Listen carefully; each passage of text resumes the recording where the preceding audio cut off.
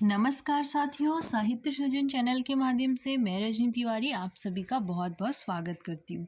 आज हम बात करने वाले हैं उत्तराखंड मुक्त विश्वविद्यालय के MAHL 501 MA first semester Hindi के 7वीं इकाई के विषय में, जिसका नाम है हिंदी साहित्य की आदिकालीन कविता में रस, छंद और अलंकार योजना। यानी आज के इस वीडियो में हम 7वीं इकाई के जितने भी महत्वपूर्ण प्रकरण हैं आदिकालीन काव्य, उनकी विवेचना करेंगे। अपभ्रंश और हिंदी का वीर काव्य समझेंगे। अपभ्रंश और हिंदी का भक्ति काव्य क्या था यह जान सकेंगे। अपभ्रंश और हिंदी का श्रृंगार काव्य किसे कहा गया है उसके विषय में हम आज आप लोगों से बात कर सकेंगे। इसके बाद इस वीडियो में हम आदिकाल की जो काव्य पद्धति है उसके विषय में पढ़ने वाले हैं। आदिकालीन काव्य की जो अभिव्यंजना और शिल्प है उसके विषय में भी आज की वीडियो में हम बात करने वाले हैं। तो आज का वीडियो बहुत ही ज़्यादा महत्वपूर्ण होने वाला है, जो पूरे यूनिट 7 को अपने आप में कंप्लीट कर देगा। उसके बाद आज की वीडियो में हम 2 महत्वपूर्ण निबंधात्मक प्रश्न जो कि 20-20 या 18-18 अंक के आते हैं उनके बारे में चर्चा करने वाले हैं। दोनों ही प्रश्न बहुत महत्वपूर्ण हैं, तो आप लोग वीडियो को लास्ट तक जरूर देखिएगा। अगर चैनल पर नए हैं तो प्लीज़ चैनल को सब्सक्राइब कीजिएगा। तो आइए बात करते हैं इकाई 7 के विषय में। इकाई 7 पर बात करने से पहले मैं हमेशा की तरह कुछ कठिन शब्द जो इस इकाई में प्रयुक्त किए जाएंगे उनका अर्थ आपको बता देती हूँ। यहाँ पर एक शब्द आया है अभिव्यंजना। अभिव्यंजना का अर्थ होता है शिल्प की अभिव्यक्ति का ढंग। उसके बाद दूसरा शब्द है चित्तवृत्ति। चित्तवृत्ति शब्द का अर्थ है मन के भाव। अगला शब्द हमारे पास है चरित काव्य, जिसका अर्थ होता है ऐसा काव्य जिसमें किसी व्यक्ति का चित्रण ही मुख्य विषय हो। अगला हमारा शब्द है पदावली, जो कि बहुत महत्वपूर्ण है, बार बार आपने सुना होगा। इसका अर्थ होता है पद शैली में रचित काव्य। अगला हमारे पास शब्द है रासाबंध। रासाबंध का अर्थ होता है रास पद्धति में काव्य रचना के लिए प्रयुक्त छंद विशेष। तो आइए आगे बढ़ते हैं हम इन 2 प्रश्नों के विषय में। सबसे पहले हमारे पास एक प्रश्न है। इस प्रश्न के माध्यम से हम आज की इकाई को समझेंगे। देखिए, सबसे पहले प्रश्न है हिंदी साहित्य के आदिकालीन काव्य की समीक्षात्मक विवेचना कीजिए। अगर इस प्रकार का प्रश्न आपकी परीक्षा में आता है तो वह निश्चित रूप से इसी इकाई से आएगा। तो इसको आप किस तरह से हल करेंगे? अगर इस तरह का प्रश्न आपके पास आता है तो सबसे पहले तो आप इस प्रश्न की शुरुआत में क्या लिखेंगे? विषय प्रवेश लिखेंगे या प्रस्तावना लिखेंगे। उसमें आप सबसे पहले आदिकाल या किसी भी साहित्यिक काल के विषय में जो शुक्ल जी ने अपनी पुस्तक हिंदी साहित्य का इतिहास में पहली पंक्ति में कहा है उसको उठाकर आपने वहाँ पर रख देना है, जो कि अब तक आपको याद भी हो चुकी होगी, कई बार मैंने दोहराई है। आचार्य शुक्ल का यह कथन भली भांति अपना स्वरूप इस प्रश्न के उत्तर के लिए ग्रहण करता है कि जनता की चित्तवृत्ति के परिवर्तन के साथ साथ साहित्य के स्वरूप में भी परिवर्तन होता चला जाता है। आदि से अंत तक इन्हीं चित्तवृत्तियों की परंपरा को परखते हुए साहित्य परंपरा के साथ उसका सामंजस्य दिखाना ही साहित्य का इतिहास कहलाता है। उक्त आधार पर ही हम आदिकाल में प्रचलित अपभ्रंश और हिंदी भाषाओं के साहित्य की विवेचना इस प्रकार कर सकते हैं। इसके बाद आप एक हेडिंग डालेंगे और उसमें लिखेंगे आदिकालीन काव्य की विवेचना। उसके बाद आप लोगों ने क्या करना है, एक इस तरह से आपने फ्लो चार्ट बना लेना है। ठीक है, फ्लो चार्ट का भी अपना बड़ा महत्व होता है परीक्षा के दृष्टिकोण से। अगर हम बात करें तो जब आप इस तरीके का कोई फ्लो चार्ट दर्शाते हैं अपनी कॉपी में, अपनी उत्तर पुस्तिका में, तो यह प्रभावित करता है उसको जो आपकी कॉपी को का जांच करता होता है। उससे क्या होता है कि उसको पूरे के पूरे प्रश्न के उत्तर को पढ़ने में अपना समय नष्ट ना करते हुए वह केवल इस फ्लो चार्ट को देखकर ही समझ जाएगा कि आपकी बुद्धि का स्तर कितना है और आपको कितना विषय ज्ञान है। तो आदिकालीन काव्य की विवेचना हेडिंग डालते हुए इस तरह से आप एक फ्लो चार्ट बनाएंगे जिसमें उसकी 3 विशेषताओं को आप वर्णित करेंगे। सबसे पहले है अपभ्रंश और हिंदी का वीर काव्य, दूसरे नंबर में आएगा अपभ्रंश और हिंदी का भक्ति काव्य, तीसरे में आएगा अपभ्रंश और हिंदी का श्रृंगार काव्य। यानी आदिकाल की 3 प्रवृत्तियां जो हैं, वीर गाथात्मक काव्य, भक्ति काव्य और श्रृंगार काव्य, तीनों ही आप उसमें समेट कर रख देंगे। और मजे की बात यह है कि इनमें क्या है, अपभ्रंश भाषा का प्रयोग हुआ है, तो आपने आगे से अपभ्रंश शब्द भी जोड़ दिया है। ठीक है, तो अब हम सबसे पहले हम चर्चा करते हैं अपभ्रंश और हिंदी का वीर काव्य। आदिकाल में अपभ्रंश भाषा में साहित्य सर्जना हो रही थी। अपभ्रंश भाषा में रचित काव्यों में पुष्पदंत कृत, नाग कुमार चरित, जिसेण्य कुमार चरित और जसहर चरित प्रमुख है। इनके कथानक वीरता और शौर्य का जीवंत प्रतिमान है, पर इन्हें ऐतिहासिक वृत्त नहीं माना जा सकता क्योंकि इतिहास में उनका कोई उल्लेख नहीं है। इस कालखंड में हिंदी में जो भी चरित काव्य लिखे गए उनको रासो काव्य कहा गया है। आपको पृथ्वीराज रासो का नाम तो याद ही होगा। अगर इसी तरह के आप केवल 4 वीर गाथात्मक काव्य अगर याद कर लेते हैं लेखकों के साथ, तो जब भी आपसे आदिकाल से संबंधित, वीर गाथा से संबंधित कोई प्रश्न आएगा, आप हर जगह उनको लिख सकते हैं और अपने उत्तर को सार्थक बना सकते हैं। दूसरी हेडिंग है हमारी अपभ्रंश और हिंदी का भक्ति काव्य। तो इसमें हम क्या कह सकते हैं, अपभ्रंश साहित्य में एक और जैन कवियों द्वारा राम और कृष्ण, तो दूसरी ओर सिद्धों और नाथों के द्वारा धार्मिक रूढ़ियों और बाह्य आडंबरों का विरोध करते हुए अंतर साधना पर बल दिया गया है।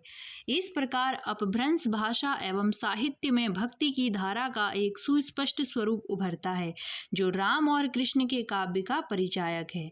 भले ही हिंदी की भक्ति धारा पर आदिकालीन अपभ्रंश में लिखित राम और कृष्ण काव्य का कोई स्पष्ट प्रभाव रेखांकित नहीं होता है, हिंदी के आदिकालीन काव्य में राम और कृष्ण कथा का उल्लेख हमें पृथ्वीराज रासो में भी मिलता है, पर इसका स्पष्ट प्रभाव आगे हम भक्ति काल में देख सकते हैं। यद्यपि इस कालखंड में सिद्धनाथ भक्ति काव्य के प्रादुर्भाव का प्रभाव आदिकाल परवर्ती कवि कबीर पर भी देखा जा सकता है।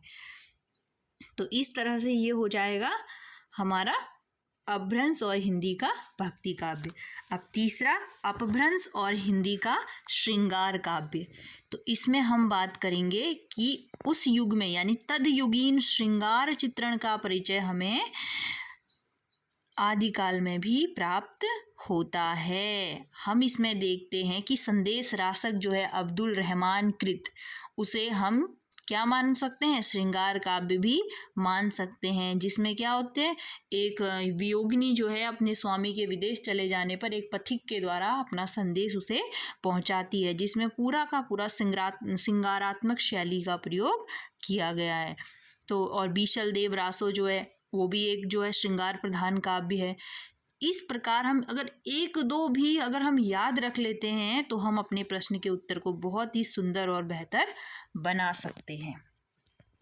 ठीक है, तो इस प्रकार हमारा ये प्रश्न जो है तैयार हो जाएगा, निबंधात्मक प्रश्न। दूसरा हमारे पास प्रश्न है और इन्हीं प्रश्नों के उत्तर में मैं पूरी की पूरी इकाई भी यहाँ पर समाप्त करने वाली हूँ। तो आप लोग इसको ध्यान से सुनिएगा। यहाँ पर आपको 2 लाभ हो रहे हैं। एक तो आपकी पूरी इकाई में क्या क्या है आपको यह पता चल जा रहा है, और दूसरा आपके 2 बड़े निबंधात्मक प्रश्न भी यहाँ पर तैयार हो रहे हैं। दूसरा प्रश्न है, आदिकालीन काव्य की पद्धतियों का निरूपण कीजिए तथा आदिकालीन काव्य की अभिव्यंजना शिल्प का विवेचन प्रस्तुत कीजिए। अभी हमने बात की थी अभिव्यंजना शिल्प। अभिव्यंजना शिल्प होता है अभिव्यक्ति का ढंग जो है, ठीक है, उसमें रस, छंद, अलंकार वगैरह सब आ जाते हैं। सबसे पहले तो हम ये कहेंगे, अगर हम विषय प्रवेश लिखेंगे तो विषय प्रवेश में हम यह बात लिखेंगे कि आदिकाल के काव्य पर अपभ्रंश का ऋण हमेशा बना रहेगा। यानी बिना अपभ्रंश भाषा के हम आदिकाल की कल्पना ही नहीं कर सकते हैं। इसमें 2 मत नहीं हो सकते। अभी आप देख चुके हैं कि चाहे आदिकाल के चरित काव्य हैं या भक्ति काव्य हैं या श्रृंगार काव्य हैं, वे सभी अपने से पूर्व प्रचलित एवं समर्थ भाषा अपभ्रंश की रचनाओं से ही उत्प्रेरित किए गए हैं तथा स्वयं के प्रयासों से वे अपभ्रंश भाषा की रचनाओं का मात्र अनुकरण नहीं है। यानी ये एक ऐसा दौर था जब एक भाषा से दूसरी भाषा की ओर साहित्य धीरे धीरे आगे बढ़ रहा था। अब हम बात करते हैं इसमें आदिकालीन काव्य की पद्धति। हमारी मेन हेडिंग होगी ये, ठीक है। इसके अंतर्गत हमारी सब हेडिंग जो आएगी, कथात्मकता। आदिकाल के अधिसंख्य काव्यों की रचना कथात्मक है, जिसे शैली भी कहा जा सकता है, लेकिन कथा का अर्थ विशेष भी होता है। संस्कृत काव्य शास्त्र में कथा का प्रयोग एक निश्चित काव्य के लिए किया जाता है, पर आप यहाँ इस बात को बढ़िया करके समझ लीजिए कि संस्कृत साहित्य में कथा गद्य में लिखी जाती है, जबकि संस्कृतेतर भाषाओं अर्थात प्राकृत और अपभ्रंश आदि में कथा पद्य में भी लिखी जा सकती है, ठीक है। और ऐसा भी हो सकता है कि आधी कथा गद्य में हो और आधी पद्य में हो, जिसे चंपू काव्य कहा जाता है, ठीक है। प्राकृत और अपभ्रंश में ऐसे काव्य लिखे गए हैं जिन्हें कथा कहा जाता था। इस काल में कथा की पहली विशेषता क्या थी? पद्यात्मकता, यानी पद्य के रूप में कहानी लिखी जाती थी और वो सीधे भी नहीं कही जाती थी। इन कहानियों की एक विशेषता यह होती थी, इन कथाओं की, कि इसमें श्रोता और वक्ता जो होते थे वो अक्सर सुख और सुखी, यानी तोता तोती या भृंग भृंगी, इस तरीके के पक्षी या कोई पशु हुआ करते थे, ठीक है। एक और अब इसकी विशेषता मैं आपको बता देती हूँ। कथा अभिप्राय अथवा कथा रूढ़ियाँ। कथा अभिप्राय का प्रयोग आदिकाल के काव्यों से होता हुआ परवर्ती कालखंड के कथा काव्यों में भी हुआ है। आप आदिकाल में काव्यों के परिचय में यह देख ही चुके हैं कि इस कालखंड के अधिसंख्य काव्य कथात्मक हैं। इन कथात्मक काव्यों में रचनाकारों ने कथा अभिप्राय, कथा रूढ़ियों आदि का प्रयोग किया है। रूढ़ियाँ का अर्थ होता है जो प्रचलित, पहले से प्रचलित हों, यानी ऐसी कहानियाँ या ऐसी कथाएं जो पूर्व में किंवदंतियाँ हो और बाद में धीरे धीरे वह समाज में इस तरह से व्याप्त हो जाती हैं कि रूढ़ी बन जाती हैं। भारतीय साहित्य में कथा अभिप्रायों का अंकन बहुलता के साथ मिलता है। कुछ विद्वान लोक विश्वास एवं लोक कथाओं का विश्वास नहीं करते, जबकि यह वास्तविकता है कि लोक साहित्य की अभिव्यक्ति परिनिष्ठित रूप से ही साहित्य के रूप में उभर कर आती है। यह एक प्रकार का काव्य शिल्प भी माना जा सकता है, जिसके आधार पर काव्य में विविध प्रतीकों का प्रयोग संभव होता है। अपभ्रंश भाषा में सरहपा की रचनाओं में ऐसी प्रवृत्ति हमें देखने को मिलती है। अब हम बात करेंगे काव्य पद्धति के विषय में, ठीक है।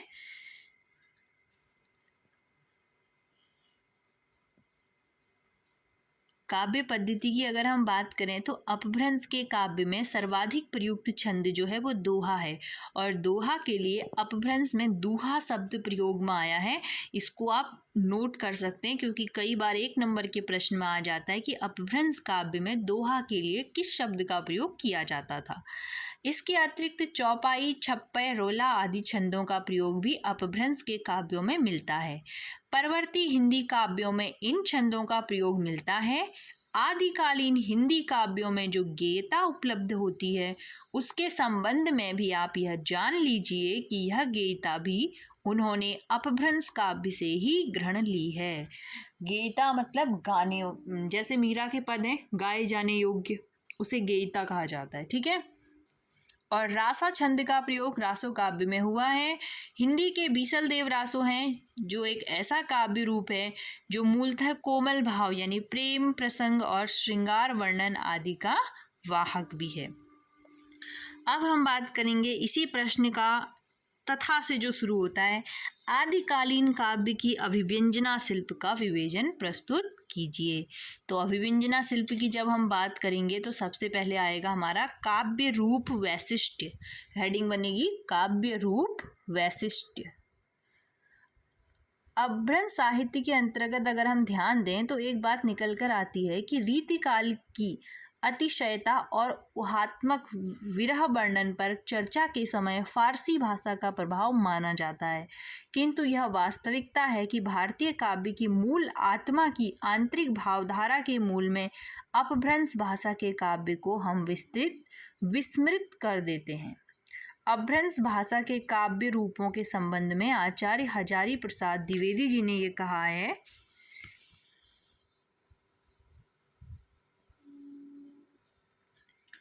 द्विवेदी जी कहते हैं कि लिखने वालों की संख्या उस समय पे क्या थी, काफ़ी ही कम थी।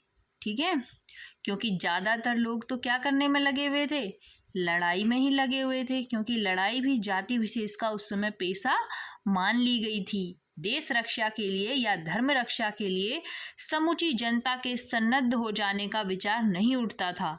लोग क्रमशः जातियों और उपजातियों, संप्रदायों और उपसंप्रदायों में बटे जा रहे थे। लड़ने वाली जाति के लिए सचमुच चैन से रहना असंभव हो गया था। निरंतर युद्ध के लिए प्रोत्साहित करने को एक वर्ग आवश्यक हो गया था। चारण इसी श्रेणी के लोग थे। इनका कार्य ही था हर प्रसंग में आश्रयदाता के युद्धोन्माद को उत्पन्न कर देने वाली घटना योजना का आविष्कार करना। अब हम बात करेंगे इसी के संबंध में रस विवेचना की या रस विवेचन। अगली हमारी हेडिंग बनेगी अभिव्यंजना शिल्प में रस विवेचन। आप ध्यान रखिएगा, जब भी अभिव्यंजना शिल्प की बात आती है या शिल्प सौंदर्य की बात आएगी तो ये सारी चीज़ें आएंगी। काव्य का रूप वैशिष्ट, रस विवेचना, अलंकार योजना, ये सब चीज़ें आएंगी। आदिकाल में वीर गाथाओं में वीर और श्रृंगार रस का अद्भुत सम्मिश्रण हुआ है। तदयुगीन काव्य में वीर रस का सुनहरा परिपाक हुआ है।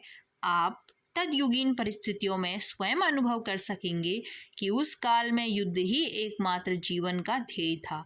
चाहे सत्ता का विस्तार हो या अपनी दृष्टि में चढ़ी नायिका की प्रगति अथवा अपने आश्रय में अधीन छोटे राजाओं में अपनी प्रभुत्व, वीरता और शौर्य का प्रभाव जमाए रखने के लिए युद्ध ही एकमात्र साधन रह गया था। इस वातावरण में आबाल वृद्ध में युद्ध के लिए अदम्य उत्साह बना हुआ था। आला और उदल की जो आप पढ़ते हो, आज भी कई क्षेत्रों में इन्हें गाया जाता है। जैसे एक है, देखियो, 12 बरस ले कूकर जिए और 13 लो जिए सियार, बरस 18 छत्री जीवे, आगे जीवन को धिक्कार। तो इस तरीके के वीर गाथात्मक काव्य प्रचलन में थे उस समय समाज में, जो कि क्षत्रियों को निरंतर युद्ध करने के लिए प्रेरित करते रहते थे। अब हम बात करते हैं अलंकार विधान की। तो अलंकारों की अगर बात की जाए तो इनमें जितने भी वीर गाथात्मक रासो काव्य हैं या जैन मुनियों के द्वारा रचित चरित काव्य हैं, इनमें सर्वाधिक और सटीक रूप में अलंकारों का प्रयोग हमें मिलता है। ठीक है, और चंद्रबरदाई द्वारा रचित जो पृथ्वीराज रासो है उसमें भी हम देखते हैं कि रूप अतिशयोक्ति अलंकार का बड़े ही सुंदरता के साथ उन्होंने प्रयोग कर रखा है। और कई ऐसे इस समय पे ग्रंथ लिखे गए हैं जो अलंकार की दृष्टि से भी धनी माने जा सकते हैं। अब हम अगली हेडिंग की ओर बढ़ते हैं। अगली हेडिंग हमारी है गेयता एवं छंद का प्रयोग। आदिकालीन काव्यों की एक विशेषता यह भी है कि अभिव्यंजना कौशल को श्रेष्ठता के लिए जहाँ शास्त्रीय परंपरा का अनुपालन करने की तत्परता कवि कर्म का अंग थी, वहीं काव्य के गेय तत्व की सिद्धता भी उस समय अनिवार्य थी, क्योंकि ये सारी चीज़ें कहाँ गाई जाती थी, युद्ध क्षेत्र में चारणों के द्वारा, भाटों के द्वारा गाई जाती थी। इसीलिए उस समय जो काव्य की रचना हुई वे चरित काव्य या तो गीति काव्य की श्रेणी में आते हैं, चाहे वह प्रेम गीत ही क्यों न लिखे गए हों, प्रेमाश्रित काव्य ही क्यों न लिखे गए, उन सब में गेयता बड़े ही प्रभावी ढंग से हमें देखने को मिलती है। आदिकालीन कथा चरित काव्य गीति काव्य की श्रेणी में ही आते हैं। फिर वह काव्य चाहे राजा की कीर्ति का वर्णन हो या किसी लोकाश्रित प्रेम गाथा का, उसमें कवि को अपनी गति मेघा का परिचय भरे दरबार में देना होता था। इसलिए इसकी गेयता पर विशेष ध्यान केंद्रित करना भी अनिवार्य था। तो उसके साथ संगीत परक गहन ज्ञान का अनुभव लेकर राग रागनियों का निर्देशन भी। इसका एक कारण यह भी था कि राजा को उस राजाश्रित कवि की हस्तलिखित पांडुलिपि पढ़ने और समझने का अवसर था और न उसके दरबारियों को इसके लिए अवकाश था। अतः गेयता द्वारा ही कवि अपनी कृति की प्रस्तुति प्रभावी ढंग से राज दरबार में कर सकता था। इसीलिए उस समय रचे गए काव्यों में गेयता भी अपरिहार्य रूप से पाई जाती थी। ठीक इसी तरह हमारी अगली हेडिंग होगी छंद विधान। तो इसमें भी आप लोग सीधे सीधे लिख सकते हैं कि छंदों का भी उस समय पे प्रयोग बहुलता से किया गया था। जैसे कि बात की जाए दूहा अथवा दोहा, चौपाई, गाहा अथवा गाथा, रोला, छप्पई, कुंडलियाँ, रासा, इन सभी छंदों का प्रमुखता से प्रयोग आदिकालीन काव्य में हमें देखने को मिलता है। ठीक है, तो इस प्रकार हमने जाना कि किस तरह से आदिकालीन की जो काव्य प्रवृत्तियाँ थी या अपभ्रंश भाषा की प्रमुखता थी और किस तरह से इस युग में भक्ति से संबंधित, वीरता से संबंधित, श्रृंगार से संबंधित हर प्रकार की काव्य रचना की थी और इस युग ने आने वाले युग के लिए एक पृष्ठभूमि या पूर्व पीठिका तैयार करने का काम किया था। तो मुझे पूरा विश्वास है कि इन 2 प्रश्नों को आप बहुत अच्छे से इनके उत्तरों को समझ पाए होंगे और परीक्षा के लिए ये प्रश्न उपयोगी हैं, तो आप लोग इन्हें नोट कर सकते हैं। और वीडियो पूरी हो जाने पर हमेशा की तरह एक ही गुजारिश आपसे रहेगी कि प्लीज़ वीडियो को पूरा देख लेने के बाद इसको लाइक करना ना भूलिए और 2 लोगों को शेयर ज़रूर कीजिएगा। और चैनल पर नए हैं तो जाने से पहले यही आपसे कहूँगी कि इसको सब्सक्राइब कीजिए ताकि मेरे आने वाले हर नए वीडियो का नोटिफिकेशन आपको सबसे पहले मिले। तो मिलते हैं अगले वीडियो में, तब तक के लिए नमस्कार, जय हिंद।